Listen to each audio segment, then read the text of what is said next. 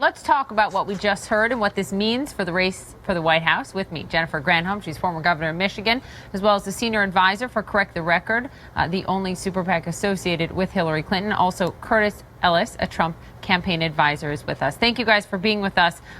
Curtis, let me begin with you. Ohio is so important. I can't overstate it when it comes for Republicans, especially. No Republican has ever taken the White House without taking Ohio. Donald Trump still cannot get John Kasich on board. In that interview, you heard it. He doesn't sound like he's close to getting on board with Donald Trump. Does Trump need Kasich? If so, how does he get him? Well, I'm very confident that John Kasich will come around. In that interview, he made very clear he is not happy with Hillary Clinton. He said she is going to be more government, more spending, worse performance for the economy.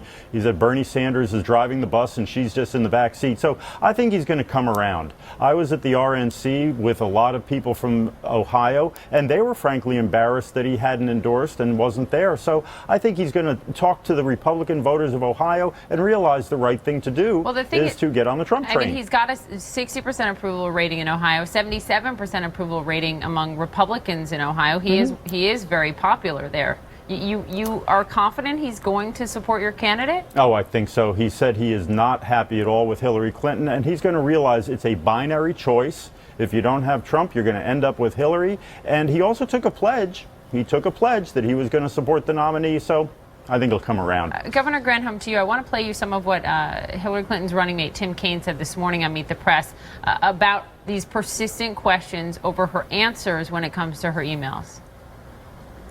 But I know that this is something that she's learned from, and we're going to be real transparent, absolutely. So here's the thing, though. When you look at what the American people think, the new poll out shows 66% of Americans think that Hillary Clinton is willing to bend the rules. It's a tough number. Well, the polls that were out this morning also show that Trump has an equal problem with credibility or more. In fact, he beats her by several points on that issue. She's going to continue to work on that, and she's going to continue to be transparent. She's going to continue to say that she apologizes for having had but can I two just jump emails. In? Governor, what does that mean she's going to continue to? Because she has been giving because you guys these, will continue frankly, to ask that question about her emails. Because it's important when you're talking about honesty and trustworthiness of a presidential candidate. It is important to the voters. And when she said she short-circuited, no one knew what that meant. Well, I mean, I knew what she meant. I knew exactly what she meant. She did not intend to send any emails that were marked classified. She takes it very seriously. She told that to the FBI. This is why the FBI did not prosecute her. They could not prove that she intended in any way to send emails with classification careless. And Comey said she should have known better. Yes, and she's apologized for that. So the question is, I think, Poppy, I mean, you know, there was a great article this morning by Nick Kristof in the New York Times where he compared Hillary Clinton and Donald Trump and deception.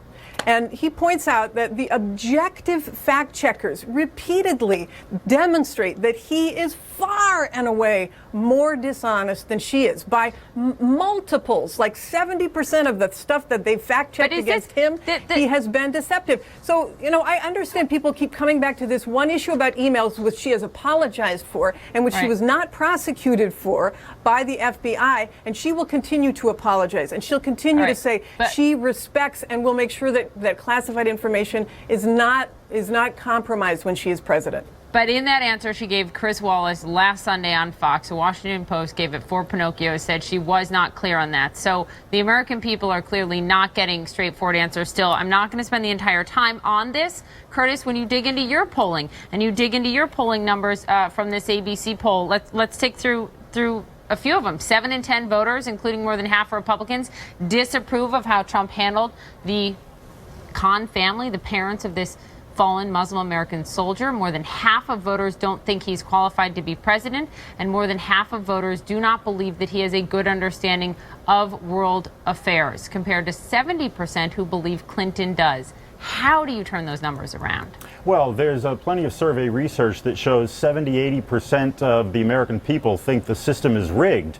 That Wait, the political research? What research? There was a recent poll by Pat Cadell and Associates that reconfirmed that people think that the system is rigged. That the political insiders, I've never seen that poll, and we have a standard I'd be happy for to send it to you. Polls, please do, that we use on CNN, because you just said 80% of Americans think the system's rigged? Yes, they believe that the insiders, the politicians, are not working for the American people, but have jiggered the system to work for their own benefit.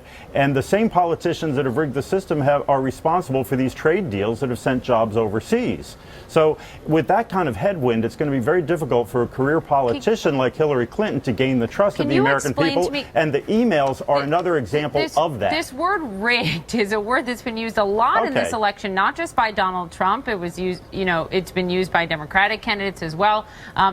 But what do you mean specifically when you say up to 80% of the American people think that the election system is rigged? No, not necessarily the election system. What? Let's talk about the political system. That there's one set of rules for the insiders, and they are playing by a set of rules that benefit them. And when they make policy decisions in Washington, it's ones that benefit their donors, the people who give money to the politicians, not decisions that are going to help the American people, the people on the outside. So are you saying Trump shouldn't take any money, donor money? The division in this country is between the insiders and the outsiders, and Donald Trump is an outsider. He's getting his money from small contributions, not from the hedge funders. Isn't he an insider now because he's a presidential candidate? He has not been on the inside like Hillary Clinton has since 1970s, the 1980s, in the White House in the 1990s. Right. So Governor Granholm, I can't talk about the veracity of that poll. I don't know what the poll is or if it meets our polling standards, but I can speak to the issue at hand, and that is that this sort of outsider newcomer status that has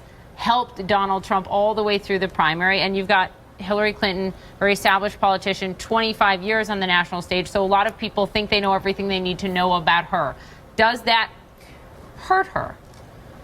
No, I don't think so. Well, I do think that people should know more about her, because I think when they do find out, they will be comforted that she is out there battling for them. It's one of the reasons why the poll that you were discussing earlier shows that 6 in 10 Americans believe that she has the right temperament and experience to be the president, and 6 in 10 believe that Donald Trump does not. It's not to do with insider outsider so much as who do you trust to be able to fight for you. Donald Trump has fought for himself his entire life, and every step that he's taken in his businesses, his outsourcing, his manipulating the bankruptcy system to benefit and enrich himself on the backs of everyday citizens shows that he's out for himself. Everything she has done in her life has been to fight for somebody who doesn't have a voice, whether it was with the Children's Defense Fund or making sure that schools are not segregated, and making sure that children have health care. When she was First Lady, when she got this children's health insurance program, the bottom line is, for her,